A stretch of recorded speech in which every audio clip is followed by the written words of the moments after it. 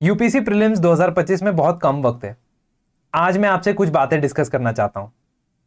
सबसे पहले आज के वीडियो में क्या देखेंगे ये पता लगा लेते हैं। मैं आपको ये बताऊंगा कि मैंने कौन सी अप्रोच फॉलो की अपने एस्पिरेंट्स वाले समय में, जब मैं एक एस्पिरेंट था, लास्ट 50 डेज में, और वो मेरे लिए सक्सेसफुल रही भी। इसलिए I will share what was my time table. Why will you try to listen to my time table? The reason is simple, I was able to clear prelims thrice और मैं 2 बार इंटरव्यू दे चुका हूं। तो इसका मतलब है कि कुछ चीजें मैंने सीखी हैं, वो आपसे शेयर करूंगा। दूसरा, आज मैं एक डिटेल्ड रिवीजन प्लान आप लोगों के साथ शेयर करूंगा कि 50 डेज, इनफैक्ट मैंने 52 डेज का बनाया है, सॉरी फॉर लाइंग, ठीक है, लेकिन 52 डेज का प्लान बनाया, 2 दिन एक्स्ट्रा ही दिए। 52 डेज में 2 साइकिल्स ऑफ रिवीजन किस प्रकार से कंप्लीट की जा सकती है, इसके बारे में एक आइडिया दूंगा। और एक दिन का दिनचर्या यानी टाइम टेबल क्या रखा जा सकता है एक वर्किंग प्रोफेशनल के लिए और एक फुल टाइम एस्पिरेंट के लिए, ये 3 बातें हम डिस्कस करेंगे। First of all, I would like to start by telling you the approach for the next 2 months. By the way, मेरा नाम है आयुष रैना और मैं पॉलिटी, गवर्नेंस, सोशल इश्यूज पढ़ाता हूं यहाँ पे। लेकिन before all this I have been an aspirant and I have given attempts and what I have learned are these few things. Number 1, आपको एक क्लियर टाइमलाइन होनी जरूरी है। और अब तो टाइमलाइन बनाने का बहुत ही आसान तरीका है। आपके पास डेज ही इतने बच गए कि you have no option other than going through the syllabus at least twice. Second, जो भी टॉपिक्स आप पढ़ते हो उसके टॉपिक्स की चेकलिस्ट बना के रखनी बहुत ज्यादा जरूरी। से फॉर एग्जाम्पल, आप इंडियन इकोनॉमी पढ़ रहे हो, उसमें बैंकिंग पढ़ रहे हो। अब बैंकिंग में भी देर आर छोटे छोटे माइक्रो टॉपिक्स होते हैं, ठीक है। तो CRR, SLR, MSF, LAF, standing deposit facility, net interest rate, बहुत सारी टर्म्स पढ़ते हो आप। इनको नोट करते रहो साथ साथ, और जब रिवाइज करोगे तो it will be easier for you to checklist them कि ये मैंने पढ़ लिया है, ये मैंने रिवाइज कर लिया। और चेकलिस्ट का एक साइकोलॉजिकल इंपैक्ट ये होता है कि आपको कॉन्फिडेंस आता रहता है जैसे जैसे आप चेकलिस्ट पे टिक करते रहते हो। दूसरा एडवांटेज उसका ये होता है कि आप फोकस रहते हो on the task at hand rather than looking here and there कि अच्छा ये टॉपिक भी पढ़ लेता हूं, वो भी पढ़ लेता हूं। तो ये 2 चीजें, चेकलिस्ट बनानी बहुत ज्यादा इंपॉर्टेंट होती है। टेस्ट को स्मार्टली इस्तेमाल करना है। जो आप मॉक टेस्ट लिखते हैं वो आपकी टेस्टिंग के लिए तो है ही, but it is more about offsetting forgetting. जो आप भूलते रहते हो चीजें, उनको रिकॉल करने के लिए ये सर्किटरी काम करती है। जब आप चीजों को भूलते हो और जो आपको एजिटेशन फील होती है, वो agitation will drive you to memorise that thing faster. चौथी चीज, आपके जितने मर्जी मार्क्स आते हो, and please stay with me because मैंने कहा ना 2 और चीजें बताने वाला हूं। डिटैच करना है अपने आप को मार्क्स से। अगर आपके 80 से लेकर 110 110 की रेंज में मॉक टेस्ट में नंबर आ रहे हैं, तो वो किसी भी तरफ हो, 80 के पास हो, 110 के पास हो, ना ज्यादा खुश और ना ज्यादा दुखी होने की बात है। इनफैक्ट जितने मार्क्स कम आ रहे हैं, जितनी गलतियां हो रही हैं, वो आपको लर्निंग की नई अपॉर्चुनिटी दे रही है। हाँ, if it is absolutely disasters like 40, 45 which is a big worry for you, तब फिर आपको ये रिकंसिडर करना होगा कि आपने सिलेबस पढ़ा भी है या नहीं पढ़ा है, या आपने कवर किया है। There is a big difference.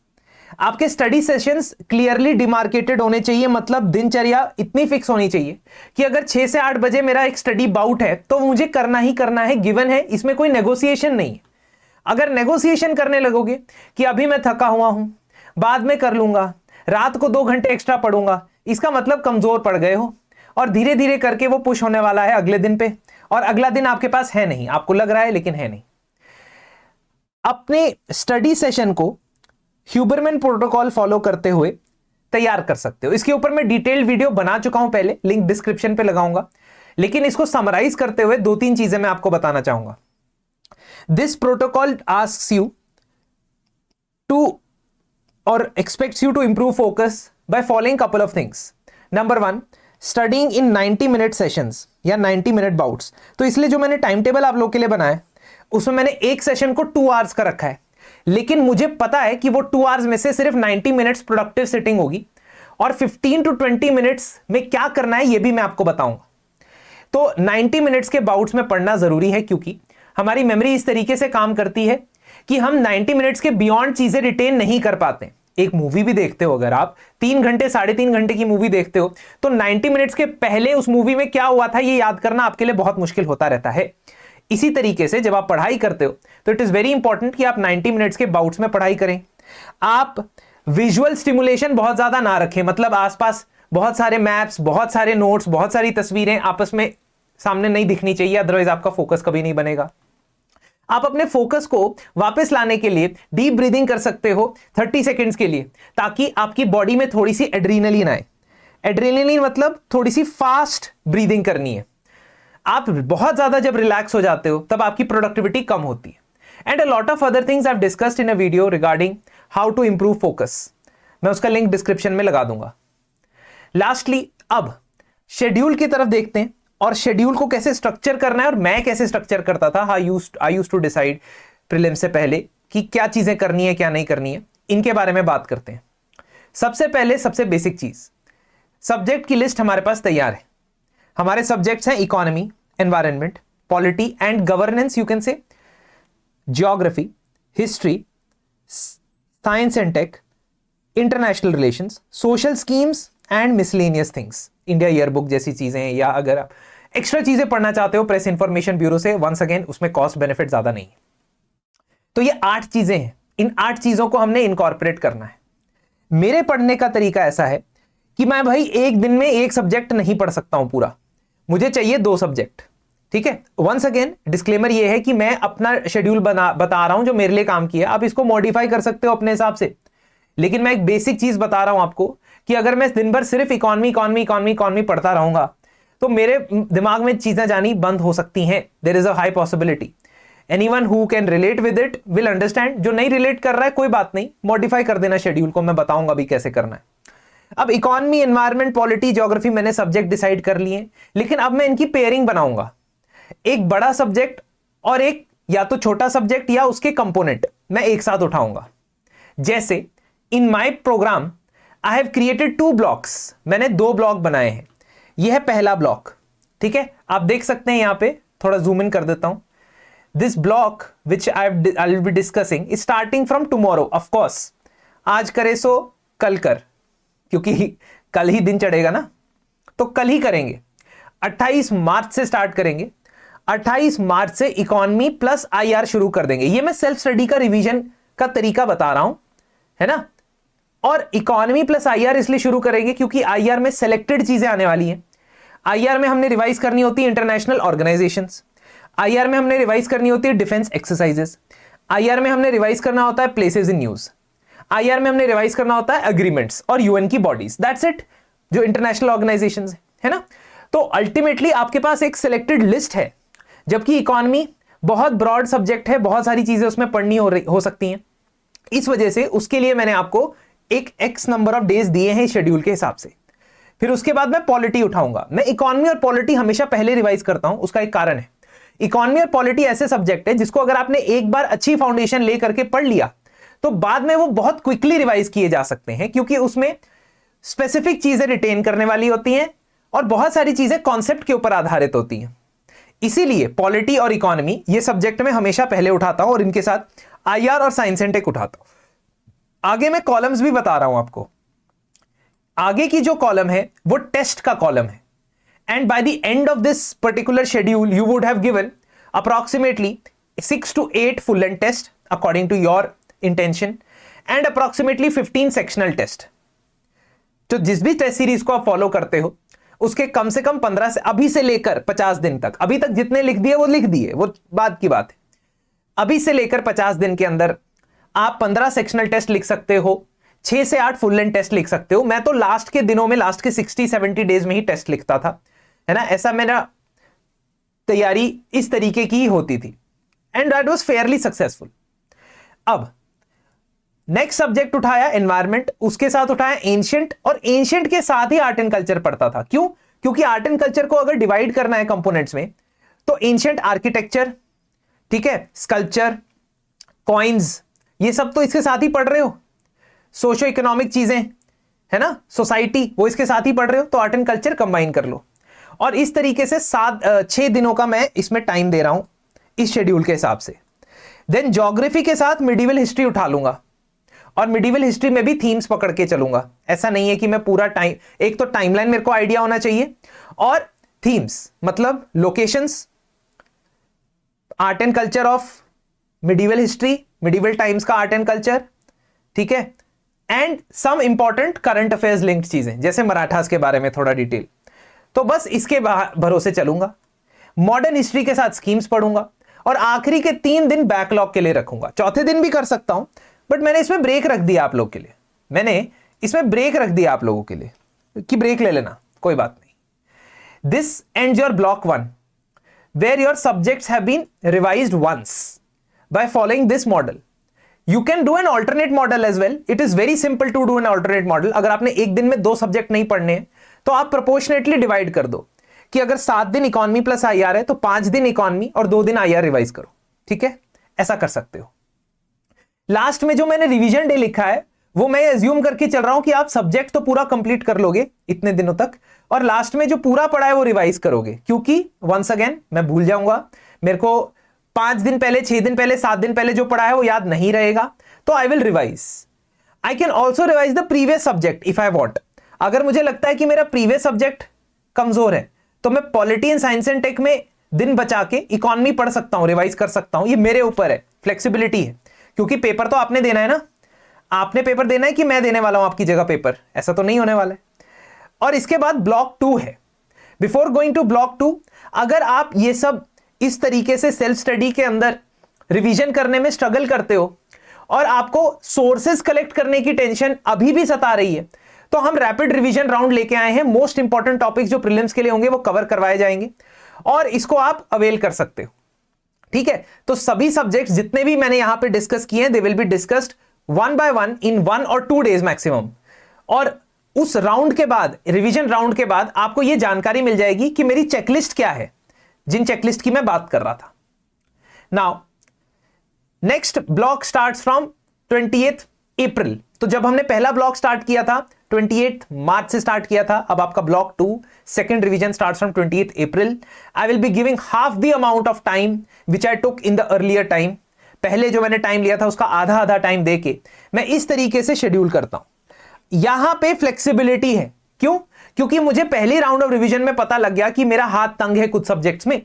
मैं पॉलिटी तो अच्छे से रिकॉल कर लेता हूं, मुझे 69th अमेंडमेंट पूछो या 42nd पूछो, 44th पूछो या फर्स्ट पूछो, मुझे याद आ जाता है।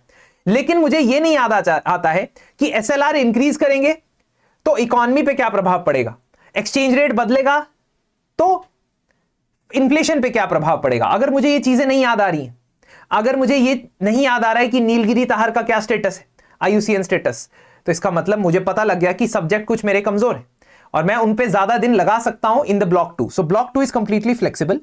This block 2 is according to my liking, मतलब मुझे जो पसंद आता है सब्जेक्ट्स का सीक्वेंस, आप इसमें चेंज कर सकते हो, लेकिन ये भी फॉलो करोगे तो चलेगा, because it worked for me and I am an average guy, है ना तो मैं बहुत ज्यादा ब्रिलियंट स्टूडेंट रहा हूं, है ना, अबव एवरेज स्टूडेंट रहा हूं, बट ठीक ठाक पढ़ाई आ जाती थी मुझे, तो इसी वजह से मैं ये सक्सेसफुली क्लियर कर पाया 3 बार, है ना। I use this schedule. The last thing that we need to understand is that daily दिन के अंदर क्या करोगे। तो अब सबसे पहले तो फुल टाइम प्रिपरेशन वाले बंदे के लिए मैंने जो शेड्यूल बनाया है उसमें वो 10.5 घंटे पढ़ता है, 10.5 आवर्स पढ़ता है, और I would like to correct myself, 10.5 hours पढ़ने बैठता है। क्यों? क्योंकि ये जो 2 आवर्स का टाइम विंडो मैंने दिया है, स्लॉट दिया है, this 2 hours time slot contains 1.5 hour of focus study, 10 to 15 minutes of unfocused इधर उधर देखना जो काफी नेचुरल है, and then 10 to 15 minutes of trying to recall what you have actually read in the last 1.5 hours, ठीक है, जिसको active recall बोला जाता है मेमोरी टेक्निक स्पेशलिस्ट्स के द्वारा, ठीक है। तो अब क्या होता है कि आप सुबह 6 बजे का टाइम तो बहुत ज्यादा जरूरी है फॉर अ वर्किंग प्रोफेशनल, 5:30 का टाइम जरूरी है। मैं हमेशा ये शेड्यूल देता हूं जिसमें सर्केडियन रिदम का ध्यान रखा जाता है, क्योंकि क्या होता है कॉलेज में पढ़ते हुए, खासतौर पे इंजीनियरिंग जैसे कॉलेजेस में पढ़ते हुए मेरे जैसे लोगों को ये आदत हो जाती है कि मैं जिस दिन एग्जाम है उसकी रात भर पढ़ के किसी तरह सिलेबस को जैसे तैसे पूरा करके पेपर में कुछ तो लिखा होगा। लेकिन इंजीनियरिंग का एग्जाम वैसा नहीं है जैसे यूपीएससी है। इंजीनियरिंग का एग्जाम आपको ज्यादा चैलेंज नहीं करता है। कोई कोई जो प्रोफेसर है उसको आपसे गर्ज हो सकता है, कोई खुंदक हो सकती है, तो वो आपको चैलेंज करने के लिए मुश्किल पेपर डाल सकता है, लेकिन एक्चुअली वो सब्जेक्टिव है, उसमें कुछ कुछ लिख के आप मार्क्स ले आ सकते हो। But as far as UPSC is concerned, he और she is not going to make it easy for you guys to clear the exam. इसलिए रात भर पढ़ाई करके सुबह पेपर दे के आना is not a very good option, which I never suggest. It might work for a few but on an average it won't work. Full time preparation वाले बंदे के लिए अगर वो सुबह 6 बजे से पढ़ाई करनी शुरू कर देता है, दैट मींस उसको पौने 6, 5:30 उठना पड़ेगा। अगर वर्किंग प्रोफेशनल 5:30 बजे पढ़ाई शुरू कर रहा है तो उसे 5 बजे उठना पड़ेगा, है ना। क्योंकि आपने वो वाली रील्स देखी होगी इंस्टाग्राम पे कि बंदा 2:30 बजे उठ जाता है और सिलेंडर उठाने शुरू कर देता है, या फिर वो मेरी ही फीड में आ रही है। लेकिन आप ऐसा नहीं कर सकते हो रियलिटी में, ना सिलेंडर उठा सकते हो और ना ही चैप्टर पढ़ना शुरू कर सकते हो। आपको 15 से 20 मिनट चाहिए मेडिटेशन के लिए, ध्यान लगाने के लिए, सुबह के नेचर्स कॉल को आंसर करने के लिए। तो ये शेड्यूल में मैंने इसी तरीके से 6 to 8 PM का पहला स्टडी बाउट रखा है, फिर 1 घंटे का ब्रेक रखा है, 9 से 11 बजे का सेकेंड स्टडी बाउट रखा है, फिर 12 बजे से 1:30 बजे का करंट अफेयर्स रखा है टाइम। अब करंट अफेयर्स का जो टाइम है वो वर्किंग प्रोफेशनल के लिए ये नहीं है। वर्किंग प्रोफेशनल शाम को करंट अफेयर्स कवर कर सकता है, either by replacing subject 1 bout 2 यहां पे रिप्लेस कर सकते हैं, या करंट अफेयर्स के लिए वो लंच ब्रेक जो मिलता है उसमें current affairs based MCQ solve करके करंट अफेयर्स को रिवाइज कर सकते हैं। कुछ भी कर सकते हैं जो वर्किंग प्रोफेशनल्स हैं, ठीक है। लेकिन उनके पास कम लिमिटेड टाइम है ना, इसलिए उनको प्लान करना जरूरी है। करंट अफेयर्स की पीछे जाके आप स्टैटिक को नहीं छोड़ सकते, नहीं भूल सकते। फिर उसके बाद as far as lunch is concerned, मैं 2.5 घंटे का लंच ब्रेक दे रहा हूं, है ना। 2.5 आवर्स सो भी जाओ, आधा घंटा बीच में, कोई चक्कर नहीं, है ना। नॉन स्लीप डीप रेस्ट कर लो, चाहे सो मत जाओ, आंखें बंद करके लेट जाओ, नैप ले लो छोटी सी, बट 4 बजे उठ जाना या 3:45 बजे। क्यों? क्योंकि 4 से 6 बजे आपका स्टडी बाउट सब्जेक्ट 2 का स्टार्ट होने वाला है। फिर 7:30 से 9:30 जब आईपीएल की फर्स्ट इनिंग्स होती है उसमें आपका बाउट 2 शुरू होने वाला है। अगर आप क्रिकेट देखना भी चाहते हो तो आपके लिए एक विंडो रखी है मैंने, 9:30 से 10:30, उस विंडो में क्रिकेट देख लेना। जो क्रिकेट फैनेटिक्स हैं, जो नहीं है, जिनको नहीं इंटरेस्ट है ना, वो नहीं देखेंगे। और ऑफिस जाने वाला बंदा बेचारा अफोर्ड नहीं कर पा रहा है क्रिकेट देखना, you have to leave it, छोड़ना पड़ेगा। फिर 11 से 12 आप अपने सीसैट पढ़ सकते हो, रिवाइज कर सकते हो, एक्टिव रिकॉल कर सकते हो। जो वर्किंग प्रोफेशनल, उस बेचारे का आधा घंटा मैंने यहां काटा हुआ है, 11 से 11:30 ही करेंगे, क्योंकि उनको सुबह जल्दी उठना है। ये मैंने no compromise on 6 hour sleep के बेसिस पे बनाया है, and I stand by it. There has to be no compromise on 6 hour sleep, because your productivity, your output, your efficiency will be absolutely compromised if you are not getting at least 6 hour sleep. वैसे तो 8 घंटे की नींद ideal कही जाती है, लेकिन हमारी दुनिया आइडियल नहीं है, इसलिए 6 घंटे की स्लीप इस पर्टिकुलर शेड्यूल में मैंने रखी। तो 11:30 से 5:30 for working professional, and around 12 के आसपास से 6 बजे तक की लगभग नींद रखी है, 6 बजे से जस्ट स्लाइटली थोड़ा पीछे। तो ये हमारा शेड्यूल है। इस शेड्यूल में there are enough gaps for both the working professional as well as the person who is at home, and please try to follow this schedule if you think it is suitable for you. If not, just listen to what I had to say. Just एक बार इसको सुन लेना कि जो video मैंने बताया है, आप इतनी दूर तक आ गए हो तो सुन ही लिया होगा, और जो आपको चीज अच्छी लगती है इंप्लीमेंट करने वाली, वो कर सकते हो। एब्सोल्युटली कोई मुझे फॉलो करने की जरूरत नहीं है, ठीक है। मैं बस आपको एक अपने एक्सपीरियंस से कुछ चीज बता रहा हूं, यदि आप चाहते हैं तो फॉलो कर सकते हैं। और रैपिड रिवीजन राउंड में अगर आप चाहते हो कि ये जो सोर्स का दिक्कत है कि पीआईबी अलग से पढ़ता हूं, फिर इसके करंट अफेयर पढ़ूं या उसके करंट अफेयर पढ़ूं, इस सोर्स के जंजाल से बाहर निकाला जा सकता है आपको, अगर आप रैपिड रिवीजन राउंड में आते हैं। Otherwise, all the best to all of you. Thank you.